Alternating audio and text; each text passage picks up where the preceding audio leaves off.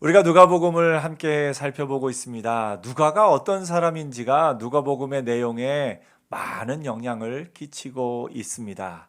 서두에 말씀드린 대로 누가는 의사였고 누가는 이방인이었습니다. 아마도 누가는 처음 예수를 믿은 것이 바울이 2차 전도 여행 때 이 유대인의 회당이 많이 있던 지역을 벗어나서 이방인의 지역, 그러니까 마게도니아 첫 성 알렉산더 대왕의 모국 마게도니아, 또 그리스 지역, 그 지역을 전도하는 바울이 그 지역을 전도하러 갈 때 아마 누가가 처음 동행을 하였고, 그 바울에게서 복음을 듣고 예수를 믿은 그 이방인 가운데 한 사람이었던 것을 우리가 알게 됩니다.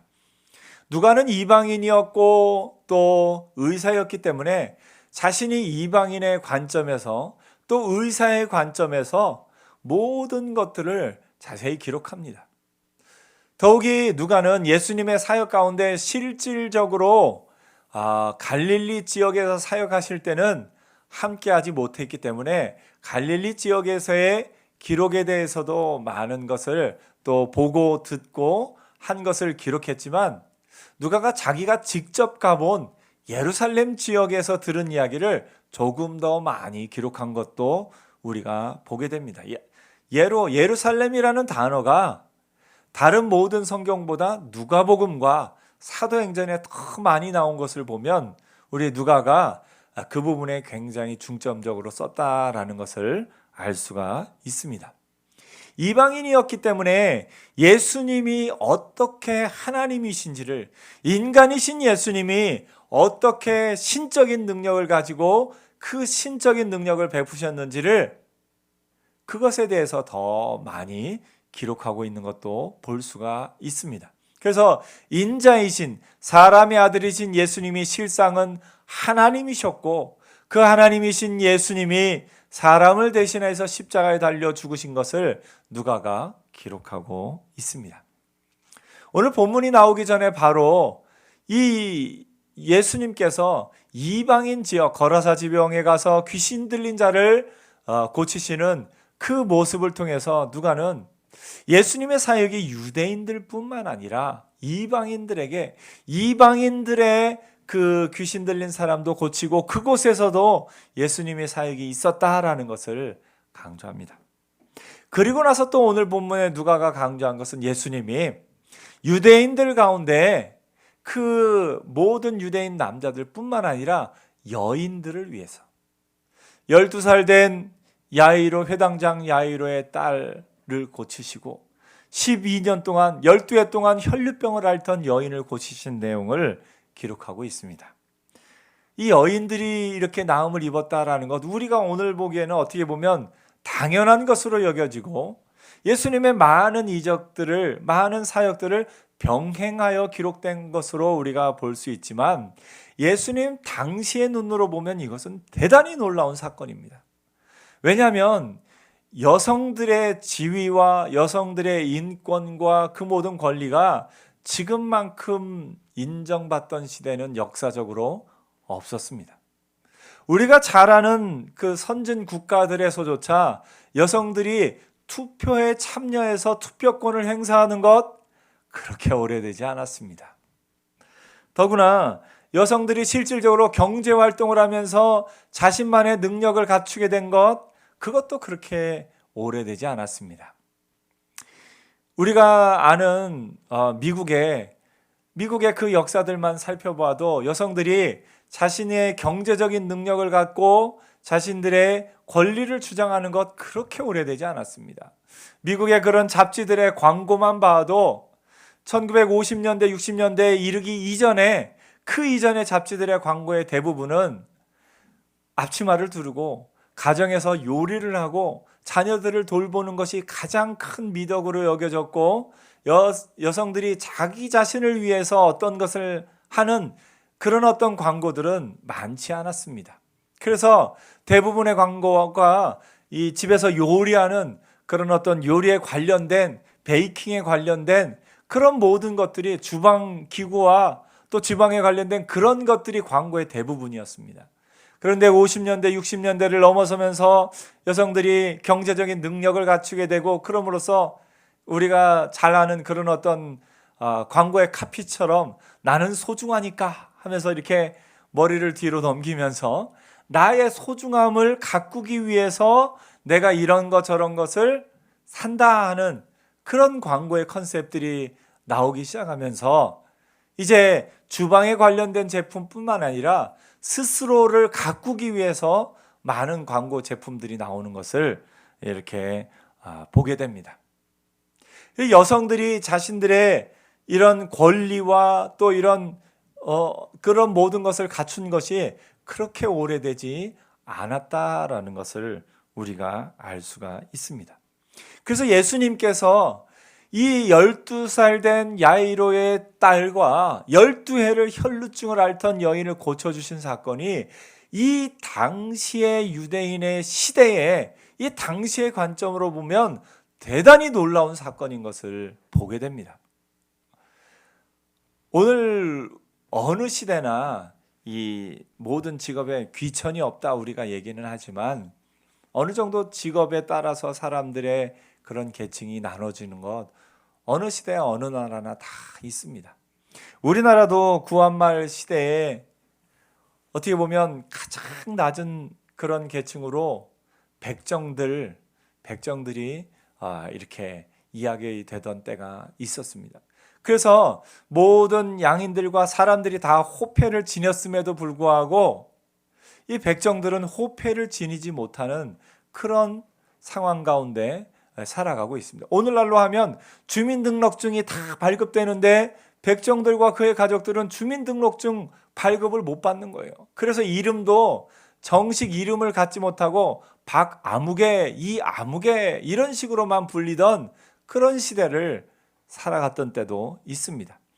그래서 선교사님 가운데 무어 선교사님은 그의 평생을 백정들에게 호패를 만들어주는 일에 자신의 생애를 쏟고 결국은 그들이 그 호패를 지닐 수 있게 됐다는 소식을 들은 그런 감동적인 이야기도 한국교회 선교의 역사의 초기에 기록된 것을 봅니다. 그래서 그 백정들이 그 호패를 갖게 되면서 이름도 정식으로 갖게 되고 자신의 이름으로 불리게 된 그런 역사도 있습니다. 예수님 시대에 모든 유대인들에게도 직업에 이렇게 좀 구분이 있습니다. 그런데 그 직업 가운데 가장 낮고 천하게 여겨지던 직업이 있는데, 죄송합니다만 그 바로 아래에 여성이 있습니다. 그러니까 예수님 시대의 이 시대의 문화 가운데 여자는 어떻게 보면 지금의 이런 권리와 그런 모든 그것을 갖지 못했을 뿐만 아니라 어떻게 보면 낮게 여겨지던 그런 시대입니다.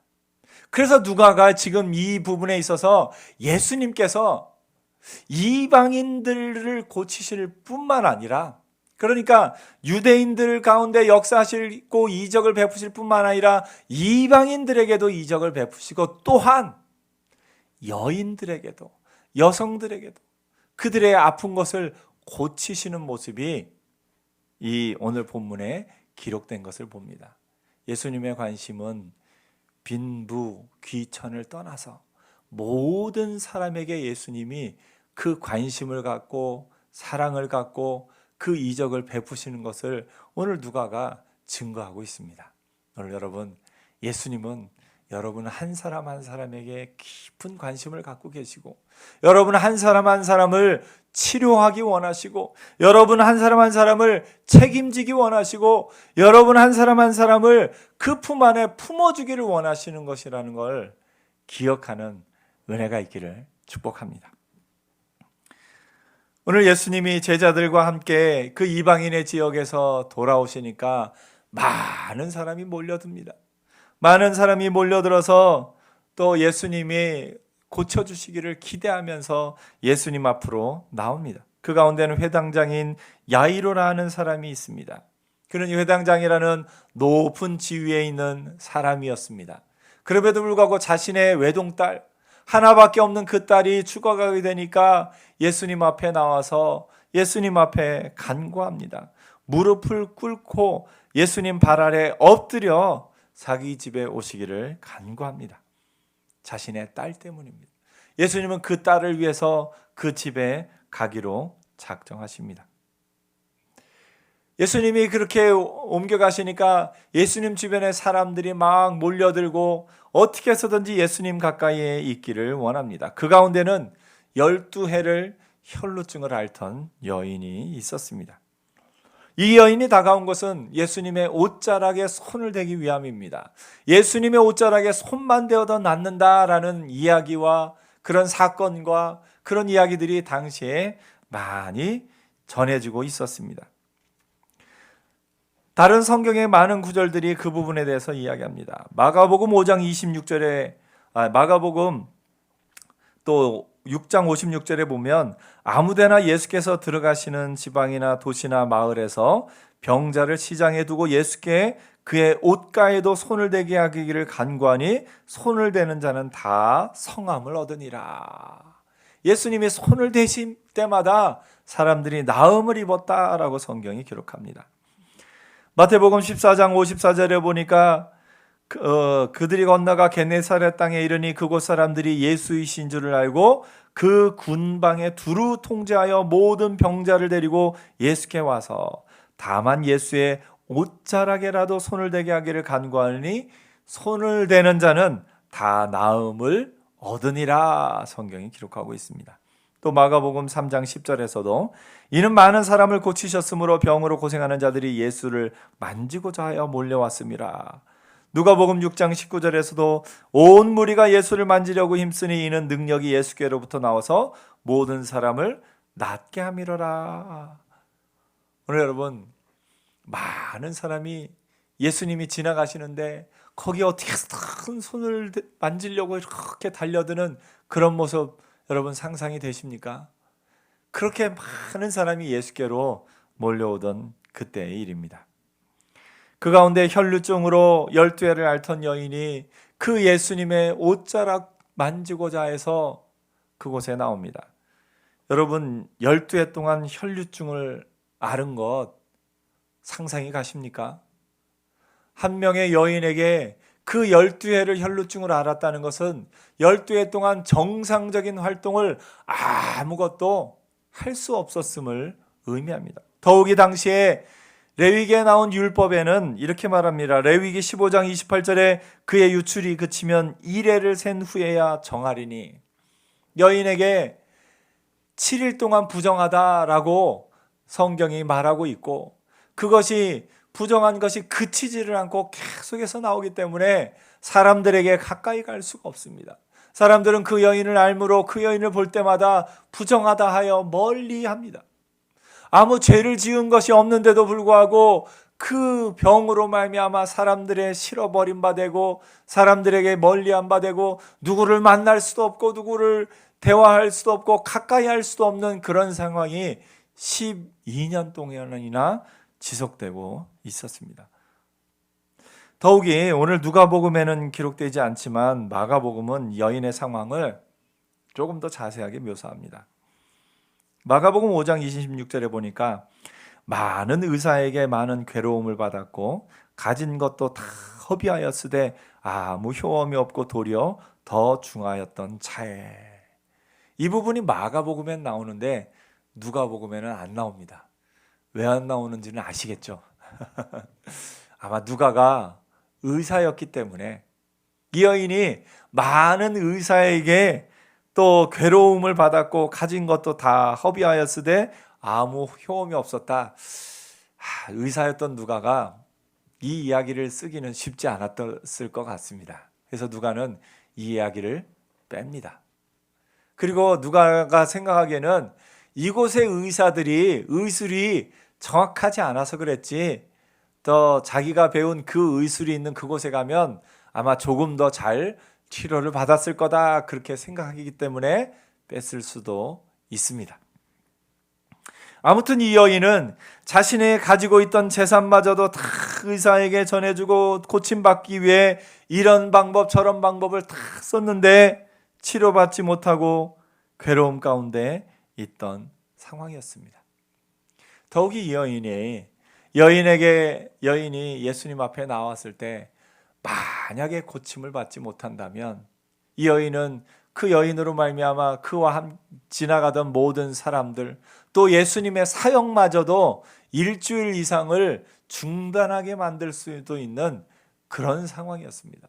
만약에 이 유출병이 있던 여인이 예수님의 옷자락을 만진 것을 바리새인과 그 서기관들과 그 모든 사람들이 알게 되면 당장에 예수님을 향해서 부정하다라고 말할 수 있는 그런 어떤 상황입니다. 하나님이 그렇게 가지 않게 하셨죠. 그 여인이 손을 대자마자 나았기 때문에, 정하였기 때문에 그로 말미암아서 예수님의 사역에 지장은 없었습니다만 여인이 그곳에 나가기 전까지 상황은 그렇게 될 수도 있는, 주변 모든 사람들에게 비난을 받을 수도 있는 그런 상황이었습니다. 더 나아가서 이 여인은 자신이 그런 상황이라는 걸 예수님 앞에 말씀할 수도 없는 상황이었습니다. 공개적으로 이 말씀드리고 부탁할 수도 없는 상황이었기 때문에 뒤로 몰래 가서 그 옷자락을 손에 만진 것을 봅니다. 자신에게 주어질 모든 비난과 책망과 그런 모든 것을 무릅쓰고 그렇게 해서라도 고침받기를 원했던 이 여인의 간절한 마음을 우리가 오늘 생각해 볼 수가 있습니다. 누가도 그 부분에 집중하고 있습니다. 이 여인이 얼마나 절망적인 상황 가운데 예수님 앞에 나오게 되었는지를. 그 가운데 예수님은 그 여인을 치료하는 분이십니다. 12해 동안 누구에게 다 털어놓고 이야기하지도 못하고 혼자 괴로워하고 힘들어하던 그 질병을 예수님이 깨끗게 하셨습니다. 예수님은 어떤 예수님입니까? 치료하는 분입니다. 깨끗게 하는 분입니다. 자유케 하는 분입니다. 오늘 여러분의 삶을 괴롭히고 있던 모든 몸의 질병과 여러분의 삶을 괴롭히는 모든 마음의 질병, 예수님 앞에서 깨끗하게 치료받는 은혜가 있기를 축복합니다. 예수님은 여러분을 치료하기 원하십니다. 예수님은 여러분이 예수님 앞에 나와서 이 여인처럼 낫게 되는 은혜가 있기를 원하십니다. 여인에게 필요한 건 믿음이었습니다. 예수님께서 말씀하십니다. 딸아, 내 믿음이 너를 구원하였으니 평안히 가라. 딸의 믿음, 여인에 있는 그 믿음으로 말미암아 이 여인이 구원을 받은 겁니다. 여기서 감사한 것은 한 단어가 없는 게 저는 참 감사해요. 딸의 많은 믿음이 혹은 큰 믿음이 너를 구원하였으니 라고 말했으면 아마 힘들었을 겁니다. 나는 많은 믿음이 있는 것 같지 않은데, 나는 큰 믿음이 있는 것 같지 않은데 어찌할까, 그런 마음이 들었을 수도 있습니다. 그런데 예수님은 너의 믿음이, 성경의 또 다른 부분에 있어서는 겨자씨만한 믿음만 있어도 그 믿음이 구원한다라고 말씀하고 있습니다. 이 여인에게는 내가 예수님께 나아가기만 하면 예수님이 나를 고쳐주시고 나를 깨끗게 하시고 나를 얽매고 있던 이 모든 상황 가운데서 나를 자유케 하실 거다라는 믿음이 있었고 그 믿음대로 되었습니다. 오늘 여러분에게는 어떤 믿음이 있습니까? 예수님 앞에 나올 때 어떤 믿음으로 나오십니까? 오늘 여러분, 예수님 앞에 나올 때 예수님이 여러분의 모든 것을 깨끗게 하시고 여러분을 얽매고 있던 모든 것에서 자유케 하시고 여러분을 그 모든 상황 가운데서 회복시키는 은혜가 있을 겁니다. 그래서 여러분, 우리가 할 일은 믿음으로 예수님 앞에 나아가는 일입니다. 믿음으로 예수님 앞에 나가면 예수님은 우리의 모든 것을 깨끗게 하시고 자유케 하시고 회복시키시는 은혜가 있을 겁니다. 오늘 예수님 앞으로 나오는 저와 여러분 되기를 축복합니다. 우리의 마음 가운데 평생 동안 그 누구에도 말하지 못하고 내 안에서 나를 괴롭히던 그런 마음의 병, 또 내가 누구에게 이야기하지 못하던 내게 있는 그 아픔, 괴로움, 그 모든 것을 예수님 앞에 내어놓고 예수님의 옷자락을 만지고 예수님 앞에 나올 때 예수님께서 그 모든 것을 치료하시고 깨끗게 하시고 낫게 하시고 자유케 하실 겁니다. 그 은혜 가운데 사는 저와 여러분 되기를 축복합니다. 예수님은 여인에게 내 믿음이 너를 구원하였으니 라고 말씀하시면서 또 하나 평안히 가라 말씀하십니다. 여러분, 평안이 어떤 것이 평안입니까? 오늘의 우리는 평안이라는 단어 가운데는 마음이 어떤 평안한 그런 상태를 말하기가 쉽습니다. 이 예수님 시대에 예수님이 말씀하신 이 평안과 또 바울이 전하는 복음 가운데 있는 평안, 이 누가가 바울에게서 들은 복음 가운데 있는 그 평안은 조금 다른 의미를 담고 있습니다. 그 의미는 뭐냐면 하나님과의 관계의 회복입니다. 하나님과 죄로 말미암아서 하나님과 관계가 단절되었던 인간이 예수 그리스도 안에서 하나님과의 관계가 회복되는 것, 그 가운데 누리는 그것을 평안이다라고 말하고 있습니다. 바울이 에베소서 2장 17절에 이렇게 말합니다. 또 오셔서 먼데 있는 너희, 여기서 먼데 있는 너희는 누굽니까? 에베소 교회 성도들이죠. 에베소 교회 성도들 주로 이방인들입니다. 그 이방인 지역에서 살아가고 있던 에베소 지역 교인들에게 먼데 있는 너희에게 평안을 전하시고 가까운 데 있는 자들에게 평안을 전하셨으니 이는 그로 말미암아 우리들이 한 성령 안에서 아버지께 나아감을 얻게 하려 하심이라. 다시 말해서 이 평안은 하나님과의 관계가 회복된 자가 누리는 그 평안을 말하고 있습니다. 오늘 여러분, 하나님 앞에 나올 때 여러분 마음 어떻습니까? 본래 죄 가운데 죽을 수밖에 없는 인간은 하나님 앞에 나올 때 두려워할 수밖에 없습니다. 아, 내가 죽음에 이르게 되었도다.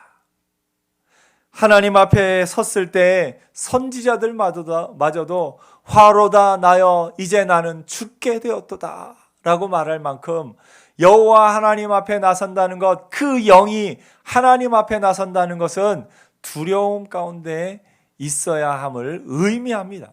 그럼에도 불구하고 우리가 하나님 앞에 나올 때 담대하게 기쁨 가운데 하나님을 아버지라 부르며 나올 수 있는 것, 예수님이 우리의 죄를 씻어주셨기 때문인 줄 믿습니다. 그래서 여러분, 우리가 하나님 앞에 나올 때 두려움 가운데 나오지 않는 것, 자유함으로 나오는 것, 이것이 큰 은혜요. 이것이 진정한 평안입니다. 오늘 여러분, 하나님 앞에 나올 때 하나님을 어떤 분으로 생각하고 있습니까? 하나님이 여러분을 야단치는 분으로 생각하고 있습니까? 예, 때로 우리가 잘못했을 때 야단치시지만 곧 싸매시고 안아주시고 다시 한번 힘을 주시고 다시 한번 격려하시는 분, 그분이 하나님이십니다. 우리가 예수로 말미암아 그런 하나님 앞에 나오고 있는 겁니다. 우리가 나오는 하나님의 보좌는 심판의 보좌가 아니라 은혜의 보좌입니다. 우리가 본래는 심판의 보좌 앞에 나갈 수밖에 없는 존재입니다. 그래서 그 심판의 보좌 앞에서 내 모든 죄를 다 드러내놓고 나면 어떻습니까?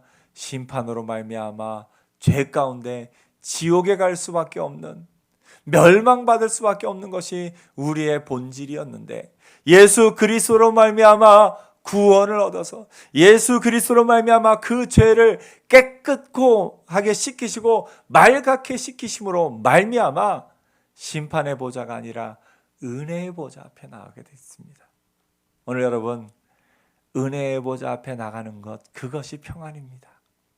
하나님과의 관계 속에서 참된 평안을 누리는 은혜가 있기를 축복합니다. 하나님은 여러분에게 어떤 분이십니까? 하나님은 여러분을 안아주시고 받아주시고 품어주시고 다시 한번 사랑해 주시는 아버지 같은 분이십니다. 그 아버지 앞에 나와서 참된 평안을 누리는 저와 여러분 되기를 축복합니다. 그러면 하나님이 나에게 그 참된 평안이 되심을 알면 하나님 앞에서 때로 우리가 힘들고 약해서 넘어졌을지라도 아빠, 나 일으켜 세워주실 거죠. 아빠, 나에게 한 번 더 기회를 주실 거죠. 아빠, 여전히 나를 사랑하고 계시죠? 하면서 그 아버지 대신 아빠 하나님 앞에서 참된 평안을 누리게 됩니다. 오늘 여러분에게 그런 아빠가 계십니다. 여러분에게 여러분의 모든 것을 받아주시고 여러분의 모든 것을 품어주실 뿐만 아니라 우리가 가장 약한 그때, 우리가 나약해서 쓰러진 그때 다시 한번 우리에게 힘을 주시고 품어주시고, 저 돌아온 탕자를 위하여 잔치를 베푸신 그 아버지처럼 우리의 모든 것을 뉘우치고 회개하고 하나님 앞에 돌아올 때 우리가 돌아온 것으로 말미암아 잔치를 베푸시는 그 하나님의 은혜를 우리가 누리는 것, 그것이 참된 평안입니다. 오늘 여러분, 참된 평안을 누리며 사는 은혜가 있기를 축복합니다. 예수님 앞에 나온 우리에게 평안히 가라, 평안히 가라. 내가 잘하고 못하고에 관계없이 여전히 나의 아버지가 되어주시는 분, 내가 열심히 살거나 혹은 내가 쓰러져 넘어져 있을 때 관계없이 나를 바라보시며 나에게 그 사랑을 보여주시며 나를 손잡아 일으켜주시는 그 아버지 앞에 참된 평안을 누리며 사는 오늘 저와 여러분 되기를 축복합니다. 오늘 예수 안에 있는, 예수를 믿는 저와 여러분을 하나님은 여전히 사랑하시고 여전히 품어 안아주시고 여전히 여러분을 사랑하시고 그 은혜 안에 여러분을 다시금 힘있게 하실 겁니다. 다시금 살게 하실 겁니다. 그 아버지와의 관계 속에서 참된 평안을 누리는 저와 여러분 되기를 축복합니다. 기도하겠습니다.